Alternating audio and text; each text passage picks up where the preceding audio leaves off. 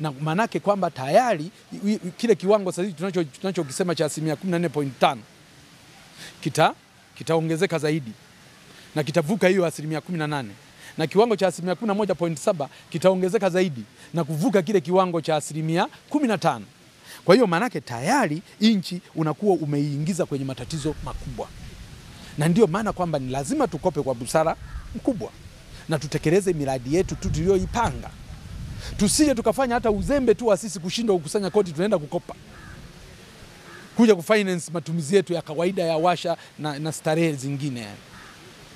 Na ndio maana tukaomba kwamba okay, kama utetezi ni huo mkubwa, kama tunahitaji kufanya mambo makubwa, tumelazimika mpaka tupate mikopo hiyo mikubwa, okay sawa, lakini lete jedwali hapa tumalize utata wa miaka mingapi? 5. Na hilo ambalo nalo limekuwa ni changamoto.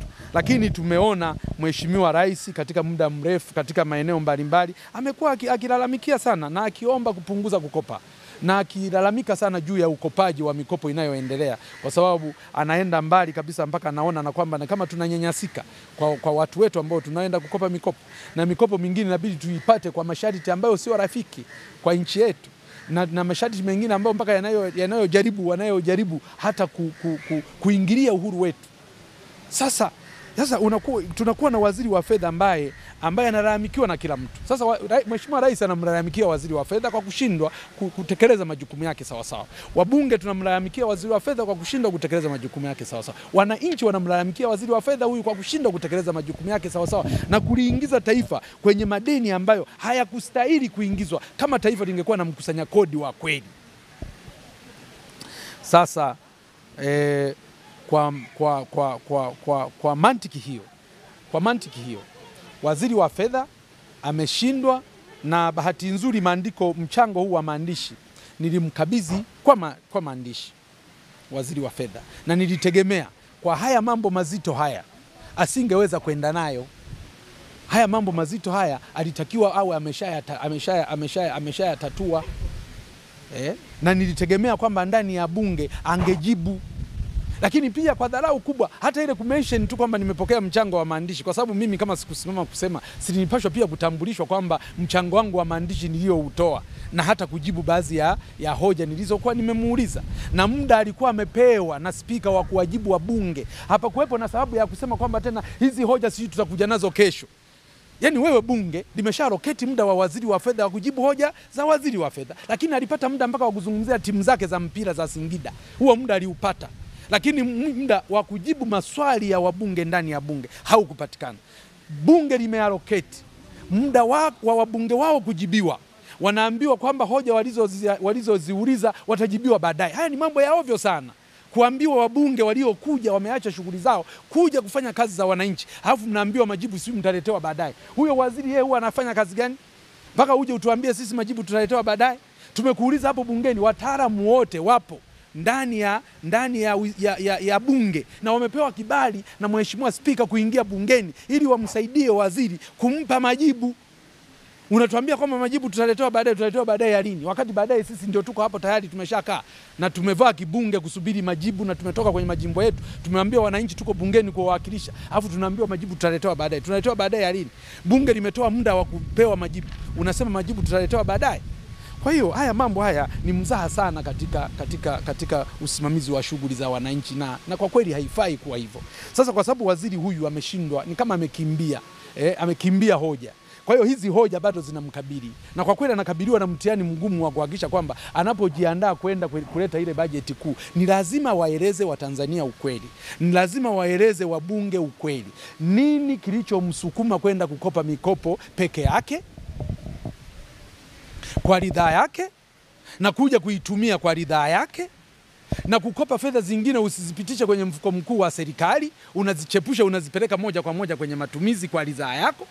Lazima Watanzania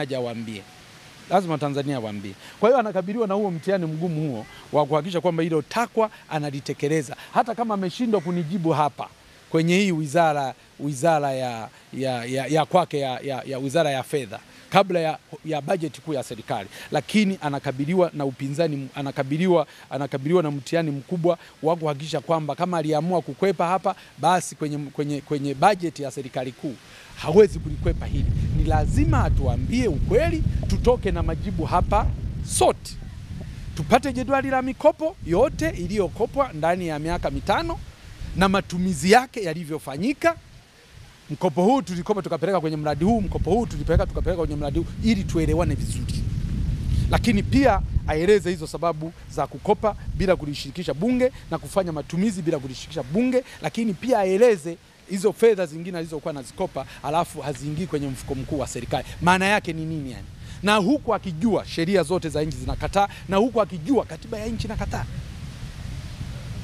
Serikali kushindwa kesi mahakamani.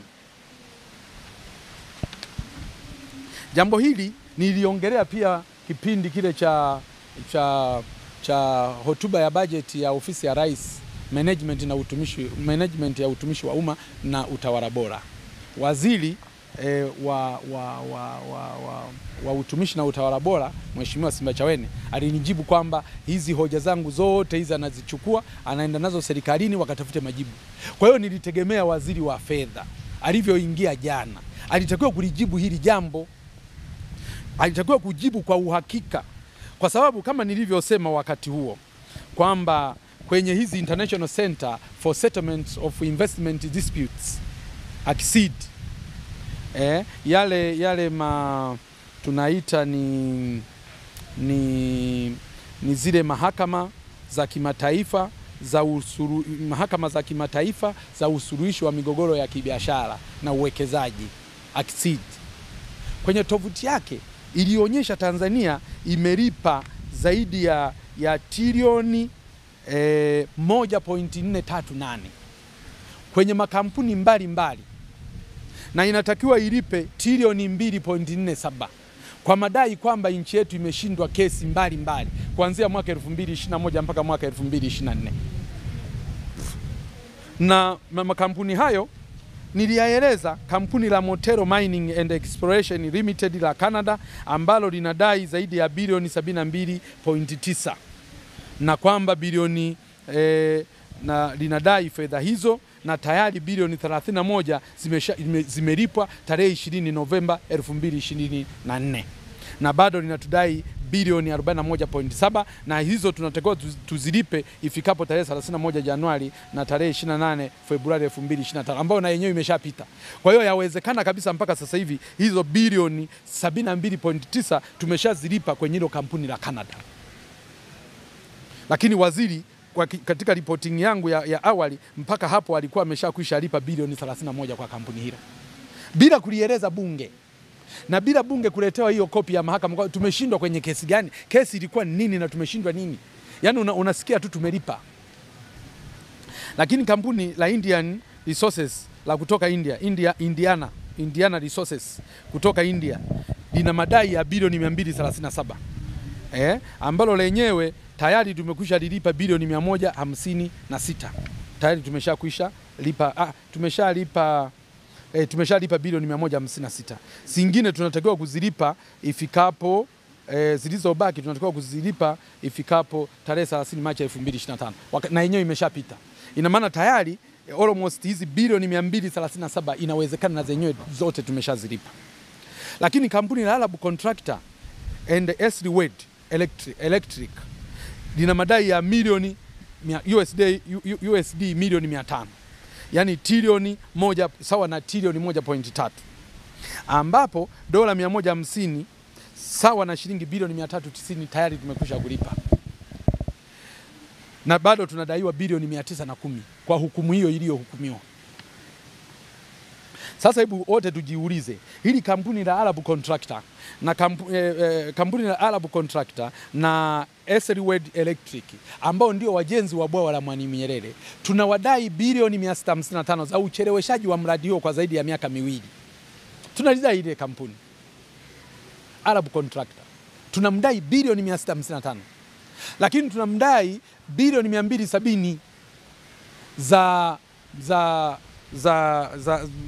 nani hizi za CSR, za CSR bilioni 270, jumla bilioni 926 kama sikosei. Jumla bilioni 926 ndizo tunazomdai. Imegeukwa tena yeye ndio anayetushtaki na tayari tumeshaanza na kumlipa. Lakini haya yote yanafanyika, bunge haliambiwi. Wananchi hawaambiwi. Waziri wa fedha kwa mamlaka ambaye haijulikani anayatoa wapi, anaenda kulipa hizo fedha. Na hizi nazo hatujui, kwa sababu kipindi hicho iliripotiwa bilioni 390, yawezekana saizi ameendelea kulipa fedha hizo. Lakini kampuni la Hermanus Philippus Stein lenyewe tunatakiwa kulilipa bilioni 78, na lenyewe tumeshindwa kesi. Na makampuni mengine, mabenki haya kama benki ya Standard Chartered ya Hong Kong, ambayo yenyewe tayari tumeshalipa zaidi ya bilioni 482 bilioni tumeshazilipa. Lakini sisi zile tunazotakiwa sisi kulipwa hatujalipa hata moja. Kwa mfano kampuni la IPTL inatakiwa kutulipa zile fedha zetu lililozichukua zaidi ya bilioni 400 na kitu, na kesi ilishaamuliwa tulipwe, mpaka leo hii hatujalipwa. Zile fedha za bagei nini hizi fedha hizi za nini hizi ambazo tulishinda na zenyewe kwenye kesi mbalimbali, yani tukatakiwa kulipwa zaidi ya bilioni 170 na zenyewe mpaka leo hii. Kwa hiyo mahala popote tunakodaiwa na makampuni ya kitaifa tumeshalipa trilioni 1.438 mpaka sasa hivi. Lakini mahala ambako sisi tunatakiwa kulipwa hatujalipwa hata sumuni katika maeneo mbalimbali. Nilikuwa nazungumzia kwa mfano hata hela zile za pre-bargain. Zile fedha za pre-bargain zote hatujalipwa mpaka sasa hivi. Kwa hiyo ina maana kwamba hatuna mkusanyaji wa mapato ya serikali. Yaani mamlaka zilizopewa jukumu la kukusanya mapato ya serikali, ambayo namba moja ni waziri wa fedha, kuna shida kubwa sana. Sasa kama hizi fedha za Watanzania zitakuwa zimelipwa trilioni 2.47, yaani maana yake ni trilioni 2 na bilioni 470, tunatakiwa kuyalipa makampuni mbalimbali yaliyotushinda kesi huko katika mahakama za kimataifa. Sasa fedha zote hizi zinaenda kulipwa, Watanzania hawaambiwi, bunge haliambiwi. Waziri wa fedha mnaye bungeni kila leo, na ameleta hata hotuba yake, hakuna maelezo hayo ameyatoa. Huku inafika mahala mnaambiwa kwamba makusanyo ya TRA 100%. Mnaenda kwenye miradi ya maendeleo, mnaambiwa miradi ya maendeleo mingine imesimama kwa sababu hakuna pesa. Ni maswali ya kujiuliza kwamba TRA imekusanya mapato karibia 98%. Halafu mnakuja huku mnakutana na taarifa mikopo tumekopa mpaka na zaidi ya bajeti tulioiweka. Halafu mnaenda kwenye miradi ya maendeleo, baadhi ya miradi ya maendeleo imesimama kwa sababu pesa hamna. Ni very controversial. Ni contravention kubwa ambayo maana yake nini? Maana yake ni pamoja na haya. Sasa kama unaweza ukalipa mpaka trilioni 1.438 nje ya fedha zilizoruhusiwa na bunge, nje ya budget, unategemea nini katika budget yako unayo implement? Mimi nilitegemea, kwa sababu hili jambo nilishalichangia bungeni, tena kwa kusema kwa sauti kwenye Wizara ya Utumishi na Utawala Bora.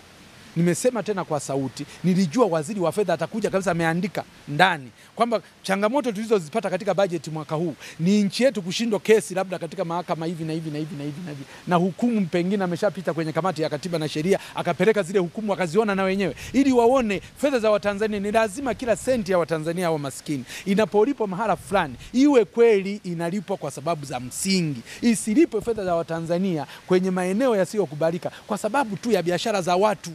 Hapa na hapa mnaambiwa tu mmeshindwa kesi, zinaweza kuwa ni biashara za watu hizo.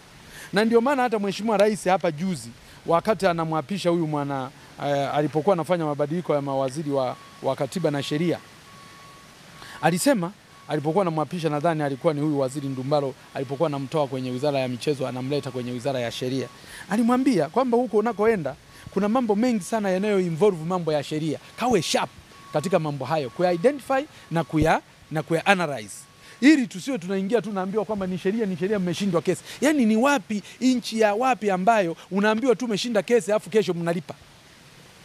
Tukishindwa kesi manake ile hukumu iletwe ndani ya bunge, ipite kwenye kamati yetu ya katiba na sheria, kwenye kamati yetu ya budget, iletwe bungeni tueleze kwa nini kwanza tuliingia mkataba huo na kwa nini tumeshindwa. Na sababu za kushindwa ni zipi? Sasa inaweza ikawa biashara tu. Inafika kule kesi imefunguliwa, yawezekana hata watu hawahudhurii au vielelezo vya msingi havipelekwi. Mnaambiwa tu mmeshindwa, tumeshindwaje?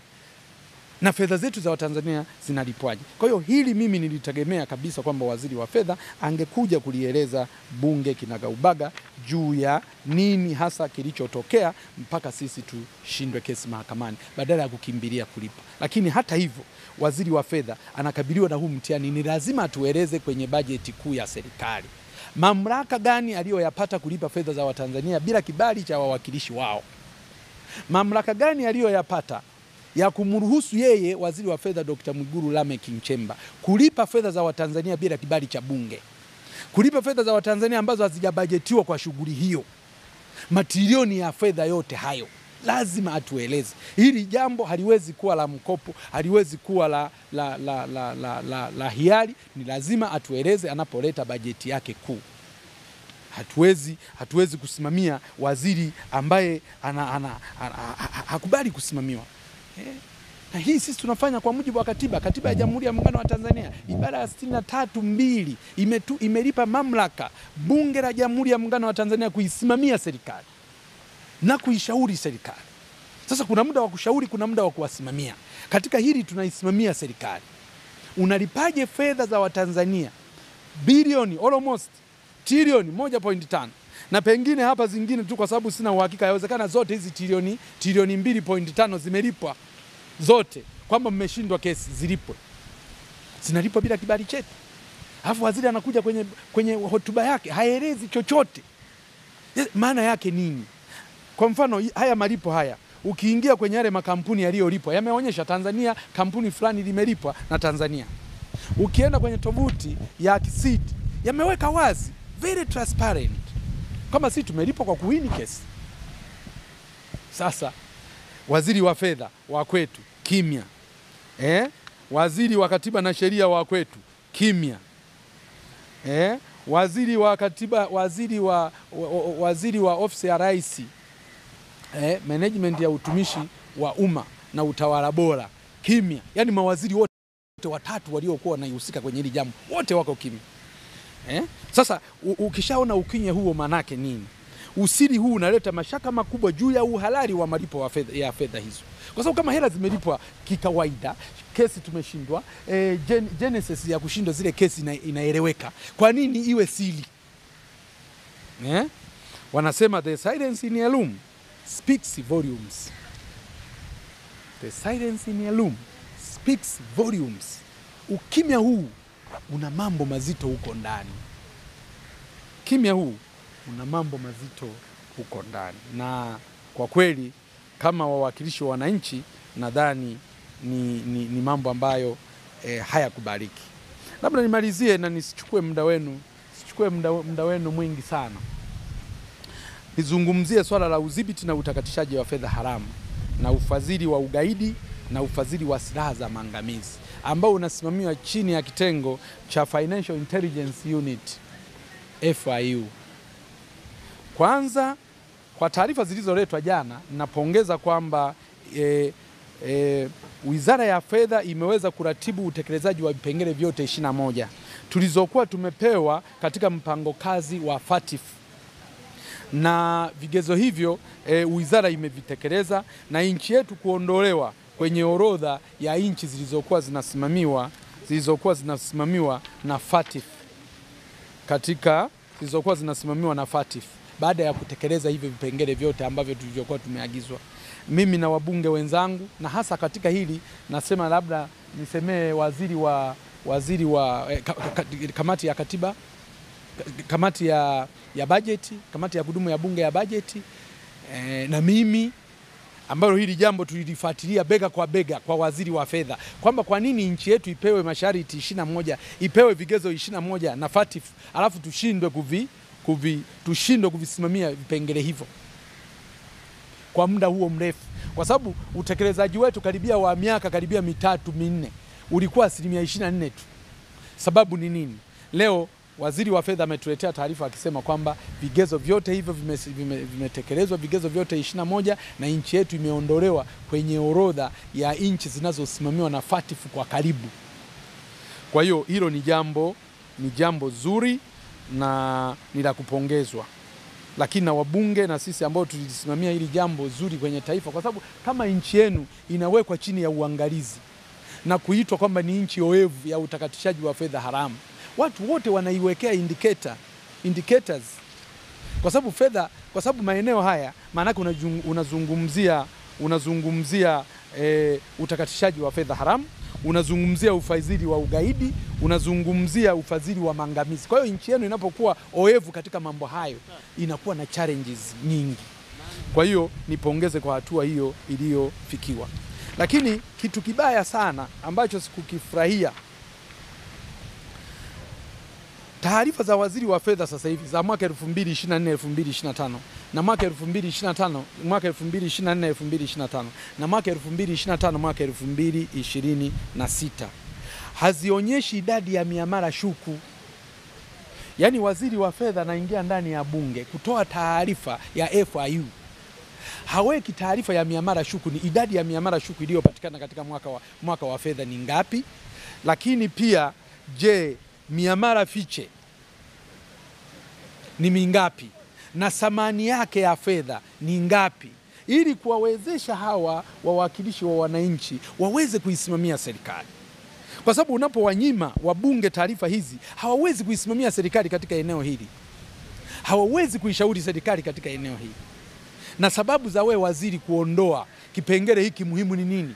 Katika miaka ya nyuma kilichozua mgogoro mkubwa, waziri wa fedha aliporipoti mwaka 2022-2023 kitengo aliripoti miamala 16,000 miamala shuku 16,097 yenye jumla ya trilioni 280, na akasema kwamba walifanya uchambuzi na wakapata miamala fiche 769 mwaka ule. Ikazua maneno mengi sana. Na hii miamala 16,097 miamala shuku hii 16,097 ilikuwa na thamani ya trilioni 280. Ikazua mjadala mkubwa sana bungeni. Maelezo mara yanaambia mara hii ni mauzo ya vitenge, mara ni simu zilizotimwa, lakini ukweli ni kwamba fedha zinazoripotiwa kama miamala shuku zinaitwa suspicious transactions. Ni transactions zenye mashaka. Haya, ndani ya suspicious transaction, mle ndani ni kweli zipo transactions zingine ni za kawaida tu. Mle utaseparate, utapata transaction ambazo ndio zenye mashaka, ndio zinaitwa miamala fiche. Na hiyo miamala fiche ndio sasa FIU inaichukua inapeleka kwenye mamlaka zinazohusika na uchunguzi. Sasa waziri wa fedha baada ya kuona mijadala hiyo, sasa hivi miaka 2 mfululizo anakwepa kuweka miamala shuku ndani ya budget, kulieleza bunge lijue miamala shuku ilikuwa mingapi na miamala fiche ilikuwa ni mingapi, ili na thamani zake za fedha, ili sasa bunge liweze kufanya kazi yake sawa sawa. Sasa lakini kamati ya budget jana yenyewe ikatuambia kwamba miamala shuku, yani suspicious transaction, ilifikia milioni 1.3 yenye thamani ya jumla ya shilingi trilioni 463. Sasa kwanza, kiwango cha fedha kuwa na suspicious transaction za trilioni 463 ni kiwango kikubwa sana. Tulitegemea waziri mwenye nia njema na nchi yake, mmoja angetuambia kwamba alipoziona zile transaction miamala shuku yenye thamani ya trilioni 463 alifanya uchambuzi wa miamala mingapi na akaigundua kwamba hiyo miamala ndio miamala fiche ambayo sasa inahitaji uchunguzi zaidi. Kwa nini imefichwa? Kwa sababu FIU sio kitengo cha kupokea tu suspicious transaction. FIU ni kitengo cha kufanya uchambuzi wa miamala, kupokea suspicious transaction na kufanya uchambuzi na kupata hidden transaction au miamala fiche. ili sasa waweze kujua kama waweze kujua kiwango cha fedha ambazo kimetakatishwa na akina nani waliotakatisha, ili waweze kuwasiliana na mamlaka zingine za uchunguzi zinazotakiwa kuchukua hatua baada ya hapo. Lakini taarifa hii zote zimefichwa. Lakini unajiuliza, hivi ni waziri wa aina gani ya fedha tuliye naye, ambayo kweli bunge, ambayo yeye ni waziri wa fedha, ambayo ni extension ya powers za bunge, kuwa waziri uende kwenda kuisimamia serikali na uwaletee wabunge wenzako ukweli juu ya serikali inavyoendeshwa, ufiche taarifa kwa kiwango hicho. Sasa wewe kama msimamizi unawezaje kuficha taarifa, kutuambia kwamba zile miamala zilikuwa ni za jambo gani na umesimamia kwa nguvu gani? Sasa kuwepo kiasi kikubwa cha miamala shuku nchini, swala linalotishia usalama wa taifa letu. Unapokuwa na hii miamala shuku mingi, inatishia usalama wa nchi. Lakini huwezi kukusanya mapato katika miamala shuku na kama kuna utakatishaji mkubwa wa fedha za umma. Maana yake kuna fedha haramu itatapakaa. Na fedha haramu inatapakaa kwenye kikundi tu cha watu. Maana yake huwezi kukusanya kodi. Lakini pia lazima kutakuwa na utoroshaji mkubwa wa fedha kwenda nje ya nchi. Lazima kutakuwa na utoroshaji mkubwa wa fedha kwenda nje ya nchi. Yani illicit financial flow itakuwa ni kubwa. Lakini lazima kuna uhamishaji mkubwa wa bei za bidhaa na huduma, transfer pricing. Maanake huwezi kucollect revenue. Lakini kuna biashara za magendo na kuna biashara haramu nyingi zilizotapakaa. Yani mazingira ya kuwa na miamala fiche mingi, maanake ujue kwamba shughuli nyingi za kiuchumi zinazofanyika sio halali. Shughuli nyingi zinazofanyika ni haramu. Economic activities nyingi zinazofanyika, business and economic activities zingine zinazofanyika ni haramu. Sasa unawezaje mambo haya yakaruhusiwa na ukaleta hiyo taarifa bungeni very right? Very right. Yani kana kwamba sio tukio, yani kana kwamba kile kitengo ni kitengo kidogo tu, hakina maana, yani mpaka taarifa yake haihitaji kuwekwa ndani ya taarifa ya waziri wa fedha. Tumechoka nchi yetu kuendelea kuripotiwa kuwa nchi oevu ya utakatishaji wa fedha haramu, na hata mpaka kuwekwa kwenye kikosi kazi cha kusimamia mwenendo wa kudhibiti utakatishaji wa fedha haramu, yani Financial Action Task Force, ambayo nilikuwa naizungumza, FATF ndio hiyo Financial Action Task Force. Kwa hiyo tumechoka nchi yetu, kwa sababu pamoja na kwamba tumeondolewa, lakini ukiangalia matendo haya yalivyo na usiri huu unaowekwa, tunaweza kurudi huko tu. Namba 7, mfumo wa ununuzi wa NeST. Hapa nilichokilalamikia tu na ambacho naomba waziri wa fedha akibadilishe ni kwamba huu mfumo wa NeST ni mfumo wa manunuzi. Ni mfumo wa manunuzi nchini ambako taasisi mbalimbali za serikali zinatakiwa kutumia huu mfumo wa NeST. Sasa huu mfumo wa NeST umeenda mpaka kwenye kusimamia mpaka manunuzi madogo yasiyozidi milioni 100, ambao manunuzi hayo yanatumia njia ya manunuzi inayoitwa rasilimali za ndani, yani force account. Sasa mtu shuleni umepeleka milioni 50 tu mbunge ya kuwachangia kununua mifuko 10 ya simenti, wanatakiwa kutafuta mzabuni kwa kutumia NeST. Kwa hiyo ukienda jimboni kwangu sasa hivi miradi midogo mingi imesimama kwa sababu hakuna mtu atakayetenda. Kwanza wanaotenda mifuko hiyo hawapo hata kwenye mtandao ya simu, yani wakae kuangalia mfumo wa NeST nani katangaza, hawamo. Sasa miradi hii midogo haihitaji mfumo wa NeST, na watu wa PPRA sijajua kwa nini wameleta hii confusion ya mpaka kuingiza manunuzi yanayofanyika kwa force account kuingiza mambo ya NeST. Kwa hiyo ninachoshauri ni kwamba PPRA pamoja na Wizara ya Fedha waondoe hiki kipengele hiki, ili kwa sababu sehemu mbalimbali na wabunge wengine nimewasikia jana wanalalamikia juu ya mfumo wa NeST kuingizwa kwenye mikataba midogo au kwenye manunuzi madogo ya chini ya milioni 100. Urudiwe utaratibu ule, kama tulikubaliana force account watu wanafanya purchases sisi kwa nguvu kwa rasilimali za ndani, waendelee hivyo kwa force account, waendelee kwa utaratibu uliokuwepo. Ibaki hii ya kutangaza tenda. Sasa uwezo ukasema tena rasilimali za ndani huku tena unatangaza. Hizi ni confusion ambazo wamezileta na zinasumbua. Miradi mingi imesimama na haitekelezwi kwa sababu hilo. Jambo lingine kwa kifupi sana ni mamlaka ya rufani za kodi. Katika jambo la mamlaka ya rufani za kodi, waziri ameonyesha tu kwenye taarifa yake aliyoiwasilisha, kama nyinyi wote mnavyofahamu kwamba wabunge tumelalamikia sana juu ya kodi zinazoshikiliwa katika mapingamizi yaliyofunguliwa katika mamlaka za rufani za kodi, kwa maana ya TRAT, TRAB na KET. Sasa mfano tulishafika mpaka kwenye trilioni 10.5. Sasa taarifa ya waziri hii ya jana aliyoiwasilisha, kwanza haielezi mwendelezo kwamba yale malimbikizo ya nyuma yameshalipwa. Kwanza malimbikizo ya nyuma, tulishinda kesi ngapi? Tulishinda kesi ngapi? Tulilipwa fedha ngapi? Mashauri yaliyofunguliwa nyuma yalikuwa mangapi? Tumeshashinda mangapi? Na tumekusanya fedha ngapi?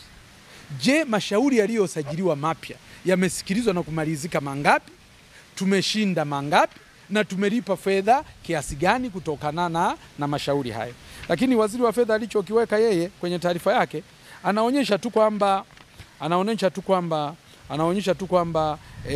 serikali mashauri kadhaa yalipokelewa na kufunguliwa, yamesikilizwa kadhaa na kuamuliwa yenye thamani kadhaa.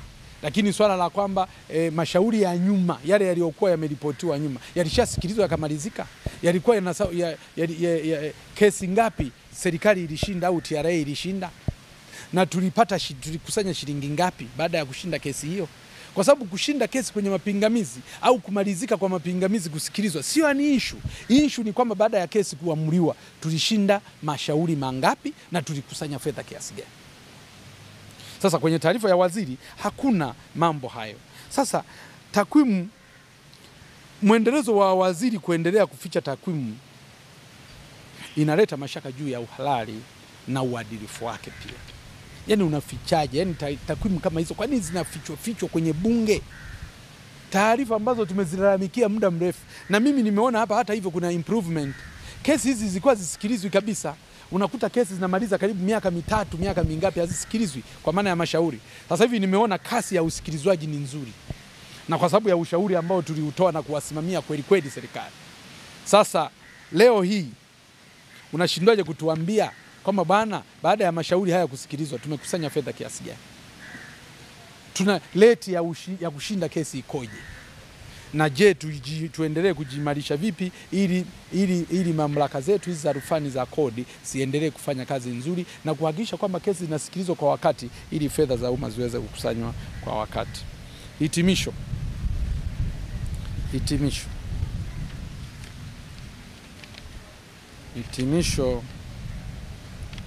nasema hivi: kwa muda mrefu waziri wa fedha Dr. Lameck Muguru Nchemba amekuwa akivunja katiba ya Jamhuri ya Muungano wa Tanzania. Amekuwa akivunja sheria za nchi kwa makusudi. Na pengine mimi naweza kusema pia amekuwa akilidharau hata bunge. Ushauri wangu, bunge limtake waziri wa fedha Dr. Lameck Muguru Nchemba kuwasilisha taarifa zote za mikopo, FIU, taarifa za FIU, mamlaka za rufani za kodi na misamaha ya kodi. Lakini la pili, mamlaka za uchunguzi na taasisi za kuzuia na kupambana na rushwa TAKUKURU na Sekretarieti ya maadili ya uongozi wa umma na kadhalika zifanye uchunguzi wa uadilifu na ukwasi alionao waziri wa fedha Dr. Lameck Muguru Nchemba na kuchukua hatua stahiki kwa mujibu wa sheria. Ni mambo mawili ambayo nayo yapendekeza very seriously kutokana na hizi allegation nilizozitoa, very seriously kwamba mamlaka za uchunguzi ikiwemo taasisi ya kuzuia na kupambana na rushwa yani TAKUKURU, Sekretarieti ya maadili ya uongozi wa umma sifanye uchunguzi juu ya uadilifu na ukwasi alionao waziri wa fedha Dr. Lameck Muguru Nchemba na kuchukua hatua stahiki kwa mujibu wa sheria. Tunayo safari ndefu ya kufanya mapinduzi makubwa ya uchumi na maendeleo kwa wananchi wetu. Tumepania kufanya hivyo na hatutaogopa kufanya hivyo, na kamwe hatutakiwi kurudi nyuma, kwani penye nia pana njia. Kwa elimu hizi na mengine mengi, usisahau kutembelea katika kurasa zetu za Facebook, Twitter, Instagram pamoja na YouTube.